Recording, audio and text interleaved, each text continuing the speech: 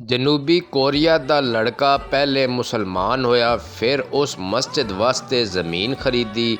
ਉਸ ਤੋਂ ਬਾਅਦ ਉਸ ਮਸਜਿਦ ਖੁਦ ਤਾਮੀਰ ਕੀਤੀ ਔਰ ਕਰਵਾਈ اور پھر نماز وچ ادا کیتی۔ اس اپنی ساری زندگی دی محنت تہانوں 1 منٹ وچ وکھا دتی، لیکن تواڈے کول اتنا ٹائم نہیں او 1 منٹ دی ویڈیو ویکھ سکو۔ 10 سیکنڈ ویڈیو ویکھ کے لائک کر کے اپنا ضمیر مطمئن نہ کرو۔